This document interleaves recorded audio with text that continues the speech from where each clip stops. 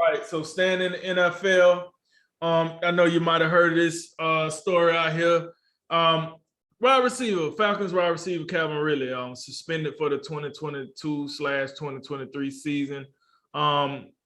You know, he gets suspended for gambling on NFL games, on active NFL games. He said, via his social media that he only betted $1,500. I done seen some reports that said something about hundreds of $1,000.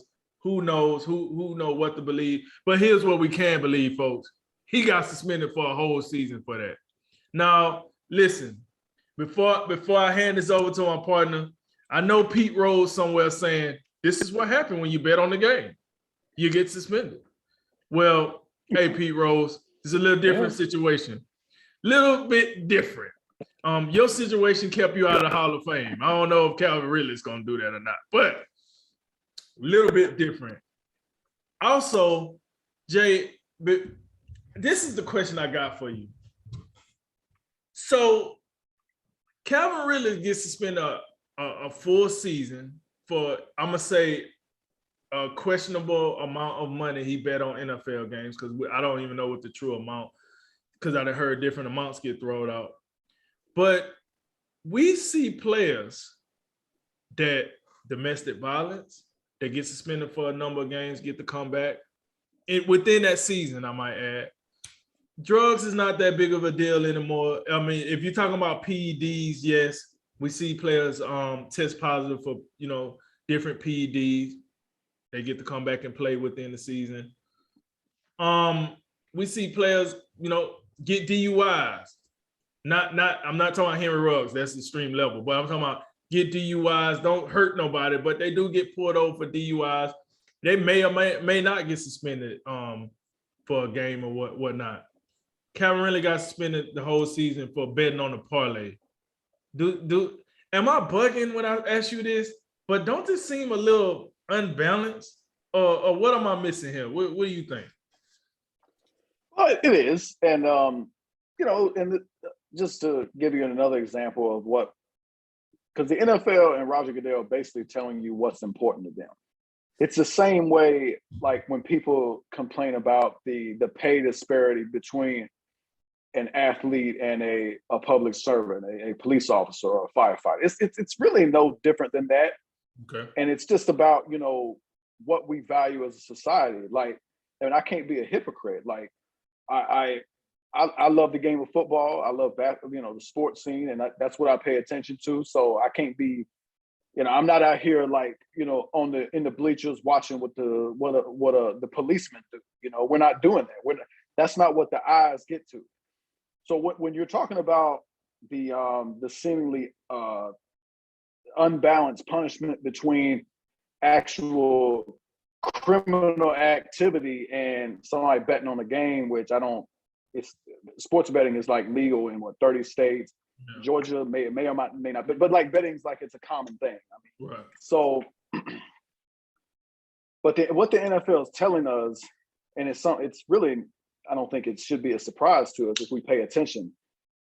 The most important thing to them is their brand, their shield, the integrity of the sport, throw in whatever other cliche you want to. And that's what Calvin Ridley is facing right now. That's why he's out for a year, is because the NFL is telling you what they take seriously.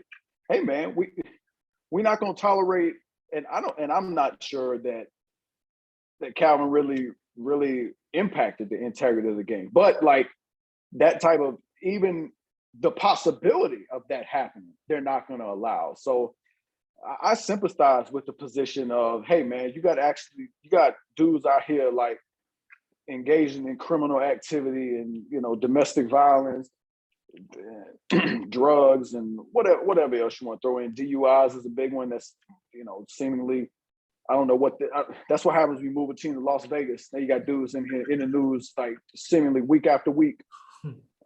So I get all that. The thing that makes it really frustrating from an optics perspective with Calvin Ridley is this thing happened when he was on the non-football injury list, because he stepped away. He only played 5 games last year, and at one point he stepped away to focus on his mental health, which drink.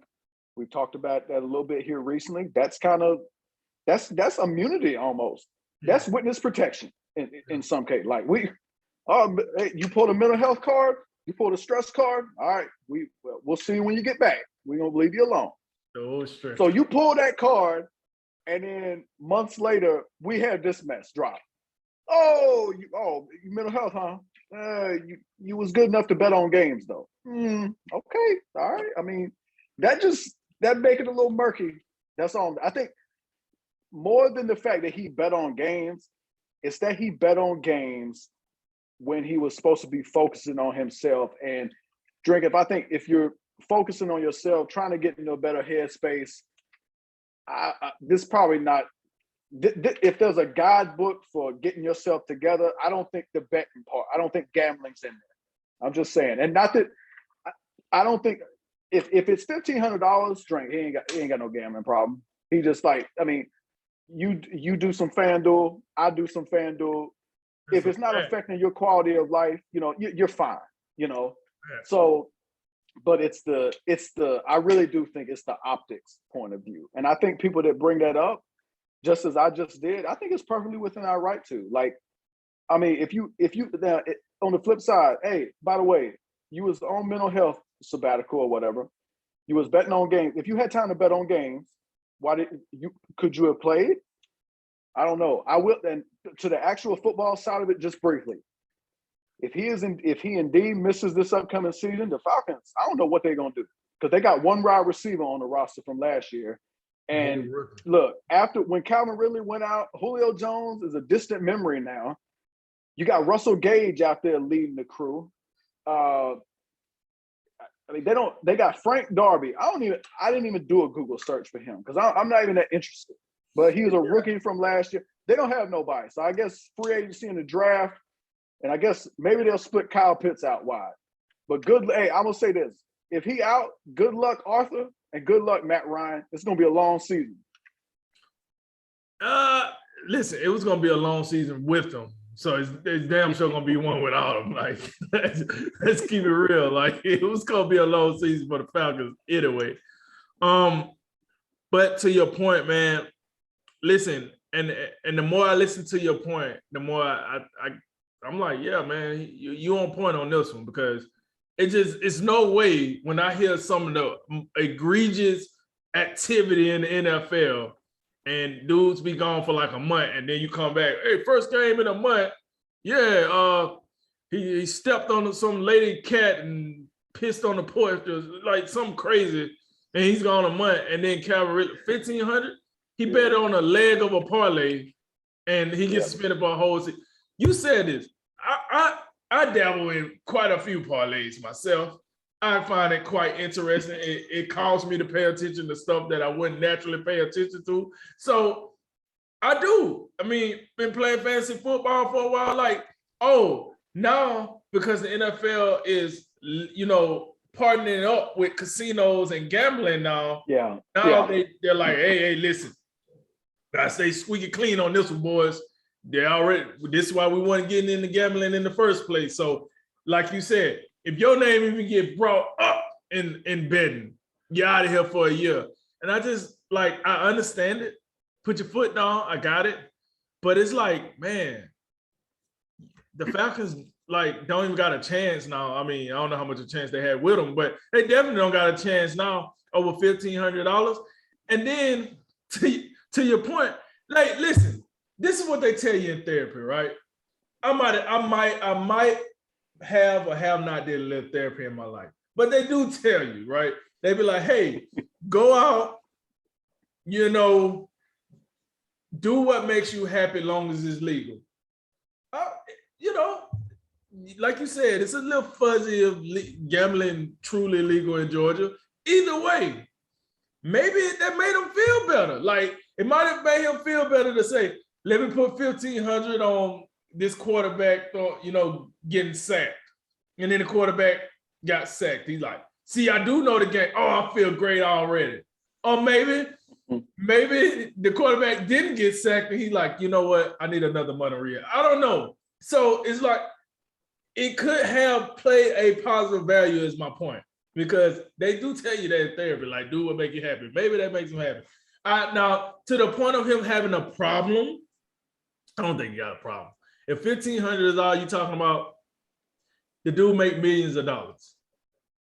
I'm just saying, if we sitting over here throwing a fit over $1,500 when he's worth multiple millions of dollars, we got to find something else to talk. We got to be mad about him not being available or something, but I don't know about the gambling thing. But to your point, it's just not, listen, it's just not a good look for these Alabama receivers starting to piss me off. I don't know what's going on here. It's a whole lot going on out here. Like, what are we doing, fellas? What are we doing?